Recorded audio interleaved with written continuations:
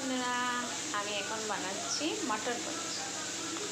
এই হচ্ছে মটর, এই হচ্ছে পনির, আর কড়াইতে মশলা।